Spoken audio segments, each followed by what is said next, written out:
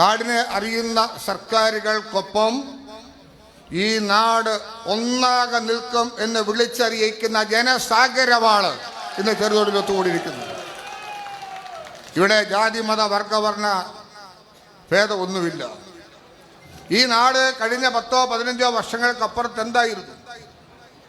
ഇന്ന് നമ്മുടെ നാട്ടിലുണ്ടായിരിക്കുന്ന ഡെവലപ്മെന്റ്സ് ഈ ഗവൺമെന്റ് തന്നെ ഒരു സംസ്കാരം ഭരണരംഗത്തും വികസന രംഗത്തും രൂപപ്പെടുത്തിയ സർക്കാരാണ്. പ്രതിസന്ധികളിൽ പകച്ചു നിൽക്കുകയല്ല, വെല്ലുവിളിയായി ഏറ്റെടുത്ത വികസന മാതൃക സൃഷ്ടിക്കുകയായിരുന്നു സഖാവ് പിണറായി ചെയ്തത് എന്ന് ഈ കേരളത്തിൽ അങ്ങോളം ഇങ്ങോളം വ്യക്തമായി കഴിഞ്ഞു. നമ്മളെ തോൽപ്പിക്കാൻ, ഈ ഗവൺമെന്റിനെ പരാജയപ്പെടുത്താൻ, അനക്കമില്ലാതിരിക്കാൻ കേന്ദ്ര ഗവൺമെന്റ് ചെയ്ത ഓരോ പ്രവർത്തികളും നിങ്ങൾ ഓരോന്നെടുത്ത് പരിശോധിക്കണം. സാമ്പത്തികമായ ഞെരുക്കം ഉണ്ടാക്കാൻ, സാമ്പത്തിക അച്ചടക്കം പാലിക്കപ്പെടാൻ പോലും സാധിക്കപ്പെടാൻ കഴിയാത്ത വിധത്തിൽ നമ്മളെ പ്രതിരോധത്തിലാക്കാൻ ശ്രമിച്ചു. പക്ഷെ അവിടെയൊന്നും നമ്മൾ നിന്നുകൊടുത്തില്ല. അതിനെയൊക്കെ നമ്മൾ നേരിട്ടു. എല്ലാ മേഖലയിലും വിജയം കൈവരിക്കാൻ സാധിച്ചു. ഞാൻ അതിലേക്കൊന്നും പോകാൻ ആഗ്രഹിക്കുന്നില്ല.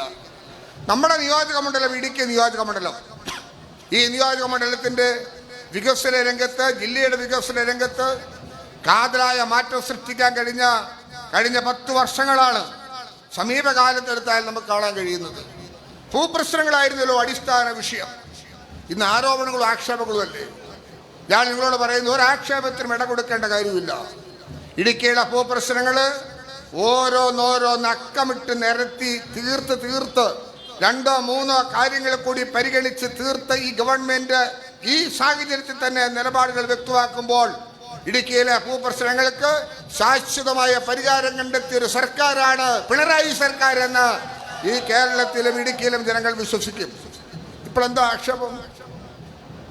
ഇവിടെ ധാരാളം സമരങ്ങൾ നടന്ന സ്ഥലമാണ്, ഭൂപ്രശ്നങ്ങൾ അതിരൂക്ഷമായിരുന്ന സ്ഥലമാണ്.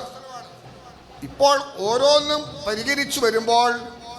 പരിഹരിച്ചു വരുന്നതിന് ആക്ഷേപം കണ്ടെത്താൻ വേണ്ടിയിട്ട് ശ്രമം നടത്തുക, ഇതൊന്നും നടക്കില്ല. ഇവിടെ റെഗുലറൈസേഷൻ നടത്താൻ വേണ്ടി നിയമം ഉണ്ടാക്കി. അങ്ങനെ ആ നിയമം രൂപപ്പെട്ടു വന്നപ്പോൾ ഇപ്പോൾ എന്താണ് പ്രശ്നം? പുതിയ നിർമ്മാണം എന്ന് ആരംഭിക്കാൻ കഴിയും. ആരും ആകുലപ്പെടണ്ട. അതിന് സാക്ഷ്യം വഹിക്കാൻ റെഗുലറൈസ് ചെയ്ത് ഇടുക്കിയിലെ ജനങ്ങളെ പൂർണ്ണമായി സംരക്ഷിക്കാൻ ഒതുങ്ങുന്ന നിയമനിർമ്മാണം നടത്തിയ ഗവൺമെന്റാണ് പിണറായി സർക്കാരെങ്കിൽ അഭിമാനത്തോടെ വികസന മുന്നേറ്റ യാത്രയെ ശ്രീ ജോസ് കെ മാണിയെയും ടീം അംഗങ്ങളെ സാക്ഷി നിർത്തി ഞങ്ങൾ പറയുന്നു, ഈ ഗവൺമെന്റ് തന്നെ പുതിയ നിർമ്മാണം നടത്താനായിട്ടുള്ള അനുമതിയും കൂടെ ഈ 2 ആഴ്ചക്കകം കൊടുക്കും.